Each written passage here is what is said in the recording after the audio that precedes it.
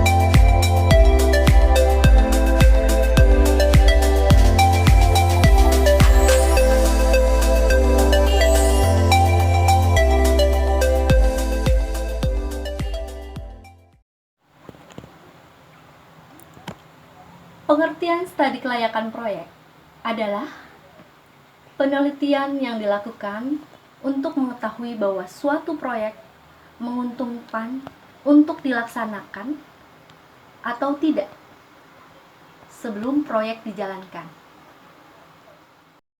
Menganalisa seluruh bidang yang akan dilakukan proyek seperti AMDAL, ekonomi, sosial, budaya, dan lain-lain. Tujuan dari studi kelayakan proyek adalah untuk menghindari risiko kegagalan besar dari kegiatan yang tidak menguntungkan. Bisa menghindari risiko kerugian, mempermudah perencanaan. Proyek apa aja yang bisa diteliti? Bisa berbentuk proyek raksasa seperti pembangunan proyek listrik tenaga nuklir, sampai proyek sederhana seperti membuka usaha kedai teh poci dan lainnya. Semakin besar proyek yang akan dijalankan, semakin luas dampak yang akan terjadi. Studi kelayakan proyek akan menyangkut 3 aspek. 1.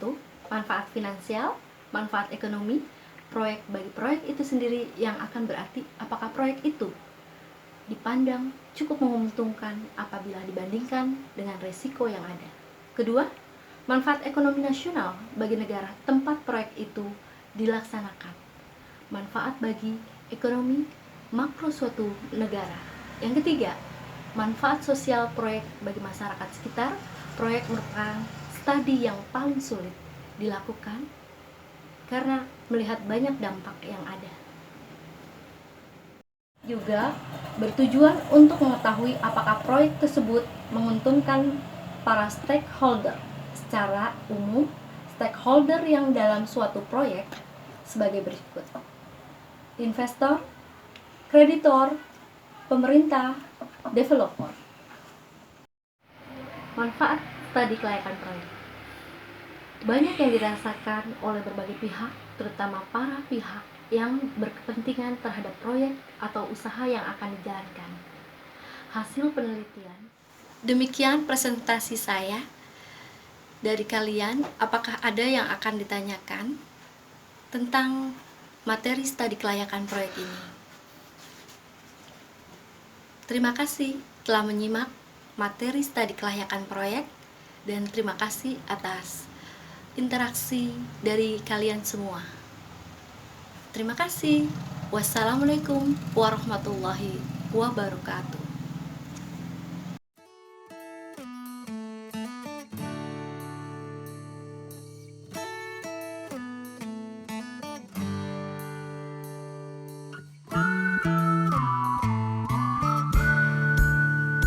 Whitby Morrison, produsen sekaligus vendor dari mobil-mobil van ice cream yang telah menjadi salah satu ikon wisata di negeri kerajaan ini. Dengan sejarah lebih dari 50 tahun, perusahaan keluarga Whitby Morrison kini mulai memperluas bisnis mobil van es krimnya ke lebih dari 60 negara di dunia. Produk kami berhasil beroperasi di lebih dari 60 negara di seluruh dunia. Negara baru adalah kesempatan baru. Azerbaijan misalnya, 20 van es krim telah beroperasi di sana. Menurut Whitby, pasar ekspor ini sedikitnya telah menyumbang lebih dari sepertiga total pendapatan perusahaan. Lebih dari itu, Whitby juga menyatakan kebanggaannya yang telah berhasil membawa nama besar es krim Inggris ke berbagai belahan dunia. Keinggrisan adalah kunci dari van es krim dibuat di Inggris. Industri Inggris ini adalah kebanggaan kami di seluruh dunia. Whitby optimis kepopuleran van es krim ini akan terus bergulir secara global di berbagai penjuru dunia.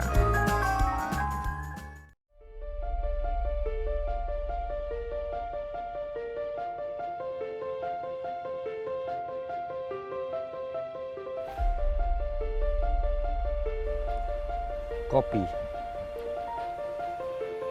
Bicara masalah kopi tentu erat sekali kaitannya dengan kehidupan kita sehari-hari.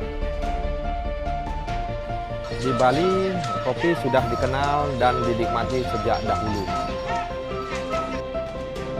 Salah satu daerah di Bali yang dikenal akan hasil kopinya adalah Desa Banyuatis. Desa Banyuatis terletak di Bali bagian utara, sebelah barat daya kota Singaraja. Dan dari situlah asal mula berdirinya kopi bubuk Banyuatis. Saya Gede Pusaka Sadena, owner CV Pusaka Bali Persada yang memproduksi kopi bubuk Banyuatis.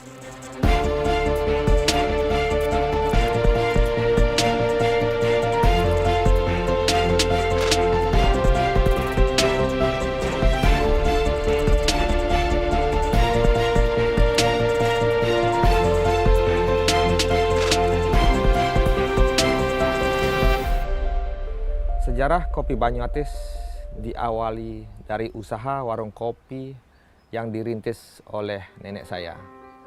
Karena warung kopi tersebut ramai pembeli dan banyak diminati masyarakat, akhirnya ayah saya almarhum Ketut Englan mencoba untuk merintis usaha produk bubuk kopi Banyuatis pada tahun 1960-an. Proses pengolahan kopi dimulai dari pengiriman bahan baku ke gudang.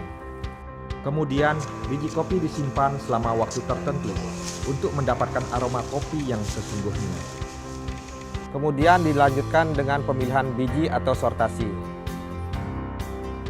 Proses roasting dan sangrai kopi kami menggunakan kayu bakar. Penggunaan kayu bakar dalam proses ini sangat penting untuk mendapatkan aroma yang khas. Proses selanjutnya adalah pendinginan dari biji kopi yang sudah disangrai dan di-roasting.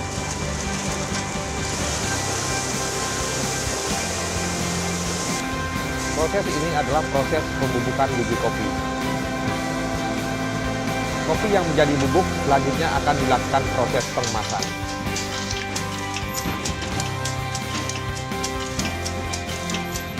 Selanjutnya, kopi yang sudah dikemas akan disimpan di gudang penyimpanan.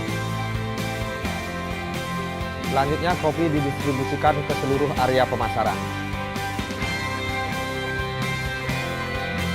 Produk kami dipasarkan di supermarket, pusat oleh-oleh, dan lain-lain. Kantor pemasaran kami di Denpasar terletak di Jalan Muhammad Yamin. Kantor pemasaran kami di Lombok terletak di Jalan Bung Karno. Kantor pemasaran kami di Jawa Timur terdapat di kedai Kopi JB Sekarang. Kami juga memiliki kafe dan coffee shop yang menjual produk-produk kami. Di antaranya, Warung Jako di Bedugul, Ngiring Wedang Restoran di Munduk, Seilaku di Jalan Hayam Wuruk Denpasar, Kafe Jegek Sarah di Jawa Timur, Bali Taman Hotel Lovina, dan Warung Lunak Bali di Jalan Sedap Malam Denpasar. Kopi Banyuatis memiliki 16 produk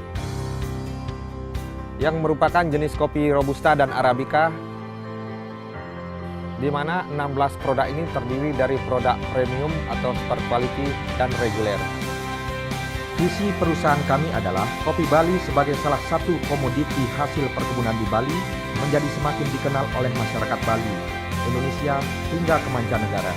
Misi perusahaan kami dengan menjaga kualitas dan terus-menerus berinovasi, sehingga produk-produk kopi Banyuatis semakin berkembang dan mampu menjaga loyalitas bagi para penikmatnya.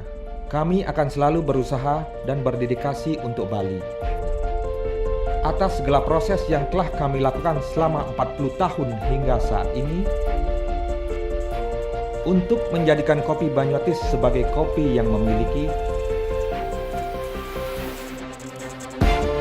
legenda rasa.